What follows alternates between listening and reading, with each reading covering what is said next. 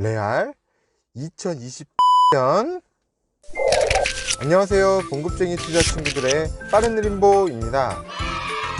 지난 5월 7일에 제3차 신규 택지 추진 계획이 발표되었죠. 수도권 30만호 공급 계획이라는 키워드로 국토부에서 작년부터 추진 중인데요. 5월 7일 발표에서는 이에 대한 마지막 3차 발표였습니다. 온라인상에서는 3기 신도시에 대한 이야기가 참 많던데요. 3기 신도시가 언제쯤 입주할 수 있을지에 대한 이야기는 별로 없더라고요. 그래서 오늘 영상에서는 3기 신도시는 언제쯤 되어야 입주를 시작할까 라는 주제로 이야기를 해볼까 합니다. 3기 신도시 택지 지정 이슈와 2기 신도시 사례를 이야기해 보려고 하니까요, 끝까지 들어주시면 도움이 되실 거예요.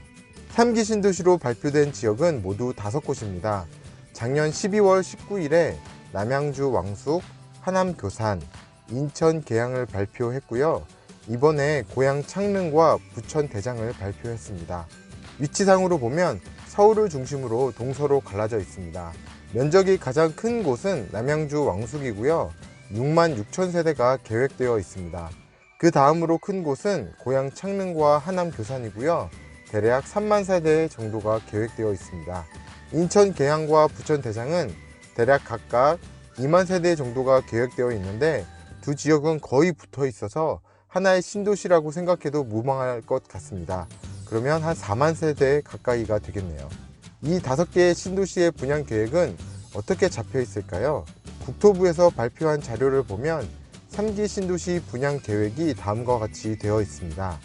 신도시는 2020년 택지지구 지정을 하고 21년도에 택지지구 계획 등을 거쳐서 2022년부터 순차적으로 입주자 모집 개시한다고 되어 있습니다. 2022년에 분양을 시작하니까 대충 빠르면 2024년, 늦어도 2025년이면 입주가 시작된다고 볼 수 있겠습니다. 앞으로 5년에서 6년 정도 남아있네요.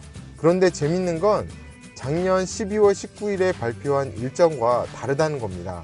작년 12월에 발표한 일정을 한번 보시죠.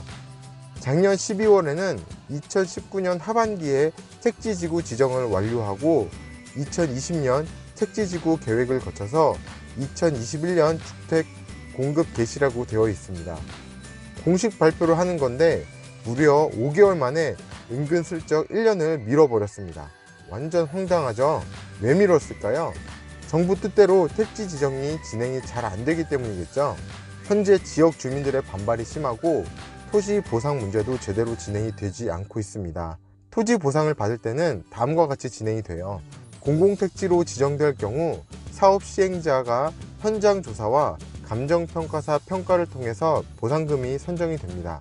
이 토지 보상금은 보통 인근에 위치한 표준지의 공시지가와 위치, 이 땅의 이용 상황, 그리고 토지 형상 등을 비교해서 평가하게 되는데요. 이렇게 측정한 감정가는 토지 시세와 큰 차이를 보여줍니다. 아무래도 낮은 공시지가 때문이겠죠.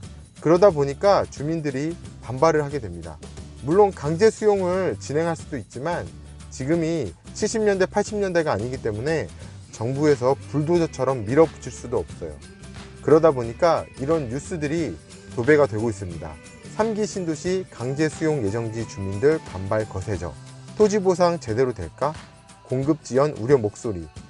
정부 백지화 대책 요구 잇따라 과천 제외하고 설명회 모두 연기. 3기 신도시 백지화 촉구 주민들 첫 연합 집회. 3기 신도시 갈등 격화 주거복지 로드맵 흔들. 근데 또 웃긴 건 토지 보상금을 받게 되면 이 보상 금액에 양도소득세까지 물게 되어 있습니다. 내가 원해서 파는 것도 아닌데 낮은 가격에 보상을 받고 거기에 양도소득세까지 내게 되면 당연히 불만이 생기지 않을까요? 그래서 지역 주민들의 반대 목소리가 거세지고 있고 3기 신도시 백지화를 주장하며 거리에서 피켓을 들고 있죠. 설명회 연기, 그리고 토지조사 거부도 하고 있습니다. 3기 신도시 지역 주민들 뿐만 아니라 1기, 2기 신도시 주민까지 가세하여 반발을 하고 있습니다. 3기 신도시 지정 철회하라, 촛불 든 일산, 3기 신도시 발표 반발, 기존 신도시 주민들 반대 집회, 일상의 사망 선고, 3기 신도시 반발 국민청원까지, 고양시 의회 3기 신도시 창릉 선정 반대. 3기 신도시는 교통 혜택을 포함하여 엄청나게 주고 있는데 기존 신도시는 버리는 거냐 라고 하면서 반발 집회까지 열고 있습니다. 국민청원도 나왔고 고양시 의회는 고양 창릉 신도시 반대 의사까지 표명했습니다. 이런 이슈들 때문에 2020년 택지 지정, 2022년 분양 시작이라는 이 계획은 제대로 진행되기가 어려울 겁니다. 그렇다면 2기 신도시는 발표가 되고 입주까지 얼마나 걸렸을까요? 2기 신도시는 2003년 노무현 정부에서 전국적으로 그리고 수도권에서 상승하는 집값을 잡기 위해서 발표를 했는데요. 판교와 동탄 1신도시는 2001년도에 이미 택지 지정이 되어 있어서 2000년대 말에 입주가 되었습니다. 제일 먼저 입주한 동탄 1신도시는 2001년 택지 지정이 되었고 첫 입주는 2007년에 되었습니다. 판교 신도시는 2001년에 동일하게 택지 지정을 했고 2006년에 분양을 해서 2009년에 첫 입주를 시작했습니다. 동탄 1신도시는 가장 빠르게 입주한 지역으로 6년 정도 걸렸고요. 판교는 입주까지 되는데 8년이 걸렸습니다. 다른 신도시도 볼까요? 김포 한강 신도시는 2004년 지정 후에 2011년 입주를 시작을 했고요. 광교 신도시는 2004년 지정 후 2011년 입주 시작했습니다. 미래 신도시는 2006년 지정 후 2013년 말부터 입주 시작, 동탄 2신도시는 2007년 택지 지정 고시 이후 2015년 입주를 시작을 했습니다. 검단 신도시는 2007년 지정 후에 택지지구 계획이 계속 바뀌어서 반토막이 났음에도 불구하고 입주는커녕 작년에 분양을 시작을 했습니다. 택지 지정 시기부터 계산하면 빠르면 6년 후, 평균적으로는 대략 7년에서 8년 정도 소요가 되었습니다.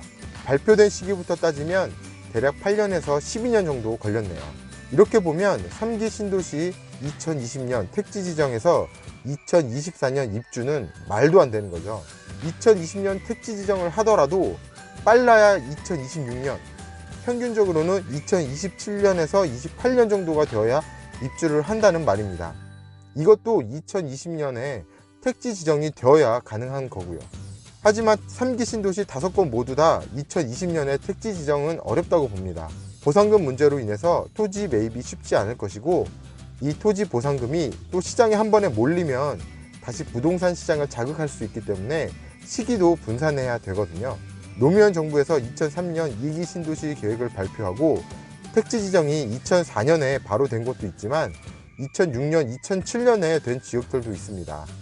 이 말은 3기 신도시의 경우에 빠르게 택지 지정이 된 곳은 26년에서 28년에 입주가 될 것이고, 그 외의 지역은 2030년 이후가 될 수도 있다는 겁니다. 반등하는 모습을 보이는 시장에 찬물을 끼얹기 위해서 3기 신도시를 빠르게 발표를 했는데요. 이렇게 따지고 보니까 먼 훗날의 이야기죠. 3기 신도시가 2020년대 후반에 입주를 하게 되면 2020년대 초중반 서울 수도권은 상대적으로 공급 물량이 크게 감소할 것으로 예상이 되는데요. 이것을 어떻게 제어할 수 있을지 걱정됩니다. 그리고 사실 이 한마디면 3기 신도시 물량에 대해서도 걱정할 필요가 없어집니다. 1기, 2기 신도시가 완성이 되어도 결국엔 서울 수도권 집값을 못 잡았어요. 서울 수도권 집값은 계속 상승했습니다. 1기 계획은 200만호, 2기 계획은 70만호 였는데도 집값을 잡지 못했는데 3기 계획 30만호로 서울 집값을 잡을 수가 있을까요? 제가 보기엔 경기도 웬만한 지역들도 못 잡을 것 같습니다. 신도시로 서울 수도권이 잡힐 거였으면 2기 신도시 물량이 열심히 공급된 2013년부터 현재까지 서울 수도권 집값이 상승하지 않았어야 되죠. 그런데 서울 수도권 집값을 잡기는커녕 2기 신도시의 집값부터 상승해 버렸습니다. 요약해보면 3기 신도시 입주는 먼 훗날의 이야기다. 30만호가 공급된다 하더라도 시간이 분산되어서 집값 잡는 데는 한계가 있을 거다. 이렇게 정리해 볼 수 있겠네요. 3기 신도시 걱정할 필요가 없겠죠. 이상 봉급쟁이 투자 친구들의 빠른 흐림보였고요. 오늘 영상 공감하셨다면 좋아요와 구독하기 꼭 눌러주세요. 감사합니다.